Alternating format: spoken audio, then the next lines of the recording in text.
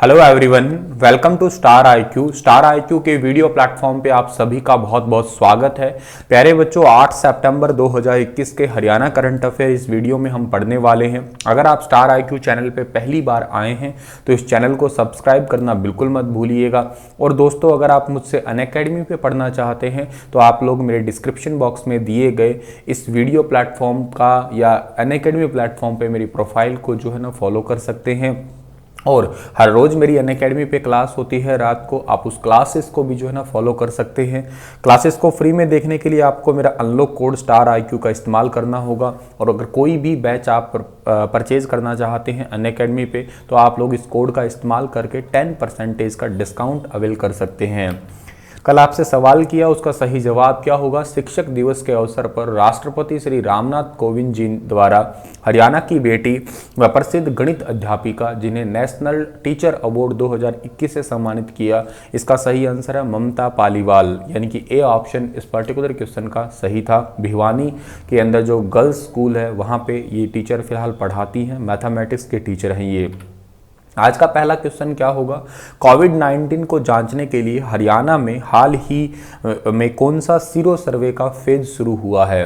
अगर आप 2020 से मुझसे जुड़े हुए हैं तो मैंने आप लोगों को बताया था कि कोरोना वायरस को चेक करने के लिए सीरो सर्वे का फेज़ 1 और फेज़ 2 ये 2020 के अंदर ही पूरे हो गए थे।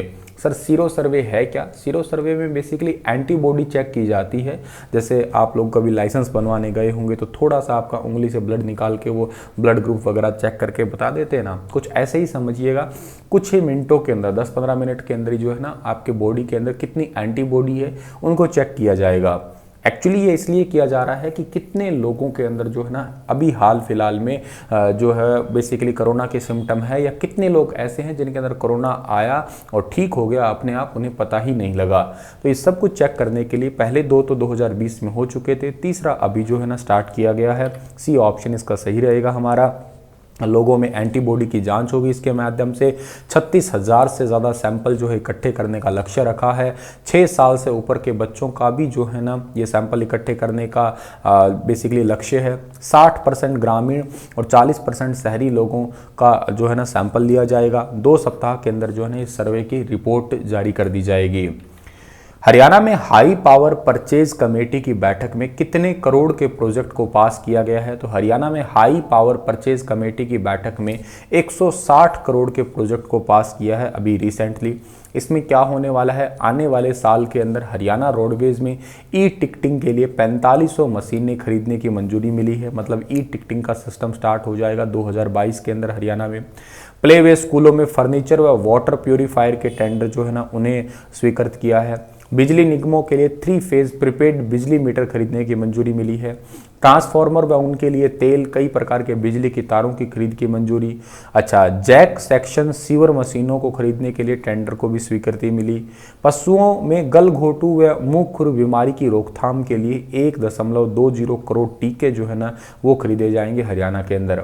स्लाइड इंपॉर्टेंट है। हाई पावर परचेज कमेटी जो है ना उसमें इन सारे प्रोजेक्ट्स को मंजूरी मिली है रिसेंटली। इस बार हरियाणा में कृषि मेले की मुख्य थीम क्या होगी? आप सभी को पता है ये आज से मेला स्टार्ट हो रहा है। आज और कल ये 2 दिन मेला चलेगा। हरियाणा की एग्रीकल्चर यूनिवर्सिटी के अंदर ये होने वाला है, हिसार डिस्ट्रिक्ट की। और इसका जो इस बार थीम होगा वो होगा जल संरक्षण, यानी कि सी ऑप्शन इसका ठीक रहेगा हमारा। इस बार कृषि मेले का मुख्य थीम जल संरक्षण होगा, ये मुख्यमंत्री जी ने घोषणा की है।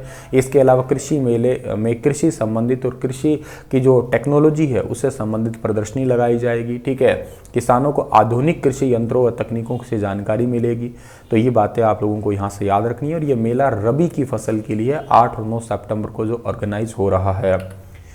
हरियाणा सरकार ने हाल ही में हरियाणा कौशल रोजगार निगम का गठन किया है। इसके पहले सीईओ कौन बने हैं? हरियाणा सरकार ने रिसेंटली हरियाणा कौशल रोजगार निगम का गठन किया है और इसके जो पहले सीईओ बने हैं उनका नाम है शरणदीप सिंह, यानी कि इस क्वेश्चन का बी वाला ऑप्शन जो है ना वो बिल्कुल ठीक रहेगा।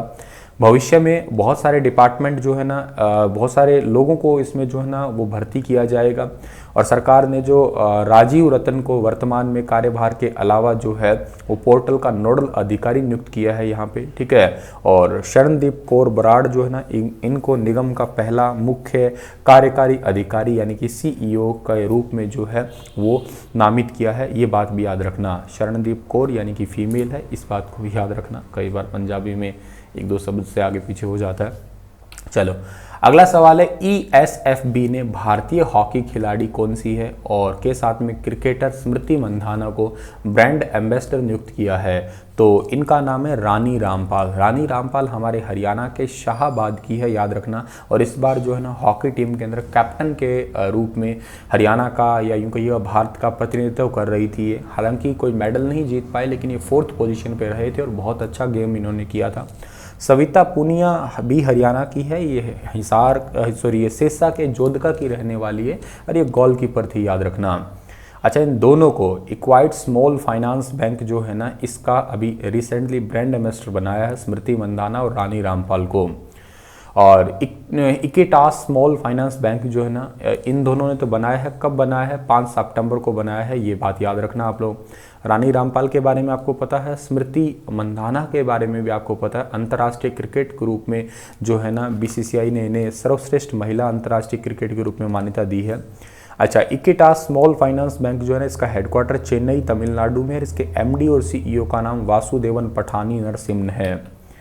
2026 के प्रस्तावित परिसमन में हरियाणा में विधायकों की संख्या 126 हो सकती है। इसके लिए हरियाणा सरकार ने केंद्र सरकार से कितनी एकड़ जमीन की मांग की है? अब तक जो है ना हरियाणा में कुल 3 ही बार परिसमन हुआ है। एक तो 1966 के अंदर हुआ ही था, तब विधानसभा सीटें टोटल कितनी थी हरियाणा की? 54 थी, क्योंकि टोटल 154 थी जब पंजाब की थी, जिसमें से 100 पंजाब की रहेगी, 54 हमारी रहेगी। दूसरा परिसमन हुआ अगले साल में 1967 के अंदर, और यहाँ पे हमारे पास में सीटें कितनी होगी विधानसभा की? 81। तीसरा परिसमन इसके 10 साल बाद हुआ, 1977 के अंदर हुआ, और यहाँ पे विधानसभा सीटें कितनी होगी? 90।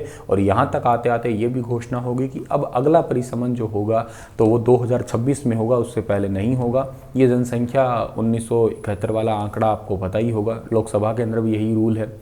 लेकिन मुद्दा ये है कि 2026 के अंदर ये परिसमन होगा, तब हरियाणा की जो विधानसभा सीटें है वो बढ़ के 126 हो जाएगी, और हरियाणा विधानसभा के पास में इतनी सीटें ही नहीं है या इतनी जगह ही नहीं है कि विधायकों को बिठाया जाए। अभी कम पड़ रही तो आगे भी तो कम पड़ेगी, ठीक है।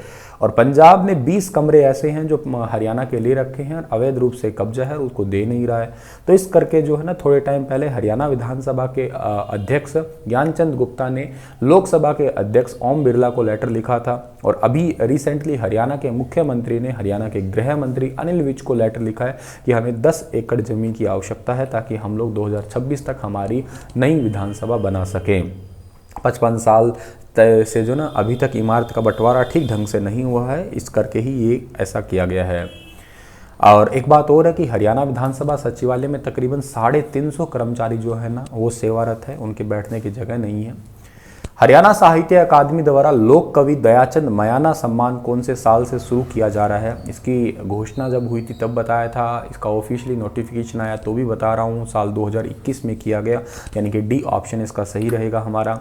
ये लोक साहित्य और संस्कृति वर्ग के अंतर्गत दिया जाएगा लोक कवि दयाचंद मयाना सम्मान, और इस पुरस्कार में 2 लाख रुपए दिए जाएंगे, याद रखना। और हरियाणा साहित्य अकादमी ये अवार्ड देने वाली है। हरियाणा में किस विभाग को पासपोर्ट वेरिफिकेशन में उत्कृष्ट कार्य के लिए केंद्र सरकार की ओर से प्रशंसा पत्र दिया गया है? देखिएगा, इसकी घोषणा हुई थी जून में और अब ये मिला है, तो इसका सही आंसर होगा हरियाणा पुलिस को मिला है, ठीक है ना। पासपोर्ट वेरिफिकेशन के चलते हरियाणा पुलिस को ये प्रशंसा पत्र पासपोर्ट वेरिफिकेशन में उत्कृष्ट कार्य करने के लिए जो है दिया जाएगा। इसकी जानकारी हरियाणा के गृह मंत्री अनिल विज ने दी है। हरियाणा के नए पुलिस महानिदेशक कौन बने हैं? आपको याद होगा, उनका नाम प्रशांत कुमार, आप वो भी बात याद कर सकते हैं। इसी के साथ इस लेक्चर को समाप्त करता हूं। आपके लिए क्वेश्चन है कि किस क्षेत्र की ढोसी हिल्स को पर्यटन स्थल बनाएगी सरकार? पंचकुला, कैथल, हिसार और नारनौल, बताइए विस्तार से इसके बारे में। कल फिर हाजिर होऊंगा लेटेस्ट अपडेट के साथ में, तब तक आप हंसते रहना, मुस्कुराते रहना। Thank you so much.